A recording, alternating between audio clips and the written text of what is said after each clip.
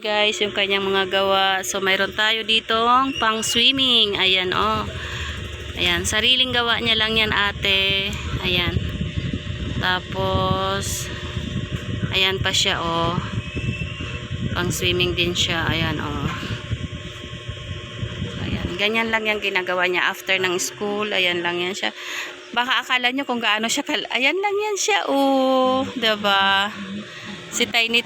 Hi, Algin! Ano yung corner mo, Jenis? Jenny's Crochet Corner. Ayan. So, yan o. Anong year ka na? Grade 10. Oh, grade 10 na siya, diba? Congrats pala doon sa nung Valentine's. Ang dami mong nabenta. So, ayan. Shoutout mo na lang si Ate Lintik. Shoutout po. Ayan o. Tita Lintik yun. Si Tita Lintik. Sabi pa ni Yesha. So, ayan siya. Ayan si Algin, yung aking pamangkin na. Yun yan. Nakahiga siya dyan. Tapos, ayan, gagawa-gawa na siya. So, nakakulong lang siya dito sa kanyang kwarto maliit. Tapos, gumagawa na siya. Sariling gawa niya po yan. So, grade 10 lang siya. Ito, may umorder na sa kanya ng pang swimming. Ito naman, sa sunod daw. So, ayan. Ayan siya. So, papakita pa namin yung paggawa ng bouquet. Wala ka na naubos yung sold out yung bouquet mo, diba? Ayan. So, ano pa yung mga kailangan mo para sa mayroon ka pa bang materials para sa bouquet? Wala pa? Ayan, yung mga ribbon yun, Yung online, ang pinamang Yarn ba? At ito yun, yun sa sa bouquet flower. Yung mga ganito po yung mga ginagawa niyang, satin na flower bouquet. Ayan, so may mga gamit naman siya dito, kung mga pang decorate. Medyo marami pa to pwede ka pang gumawa. So magma-Mother's Day na, no? Oo. Si Jan. Janelle? Bakit ka sumagot? Magasinigan si Kuya! Jason pala eh.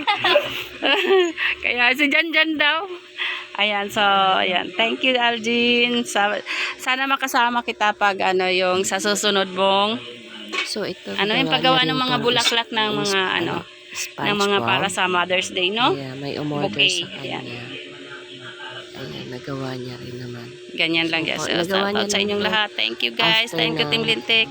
And thank you. Hindi na rin siya At Tita Lintik, sabi daw ni Algin, mahihain kasi. Thank you. Thank you sa room na maliit. Gumagawa ayan, lang thank you talaga for the love. Paninda niya. So, thank you ate for the love. Ayan, so lalo siyang na-inspire nung sa tulong niyo po sa kanya. So, salamat. Ayan, so, di ba nakakatuwa na mayroon estudyante na ganyan nagsisikap siya sa sarili niya. So, shoutout na lang sa aking pong Team Lintik. Salamat guys sa inyong panunood. Ayan, so, yan, ang ganda-ganda.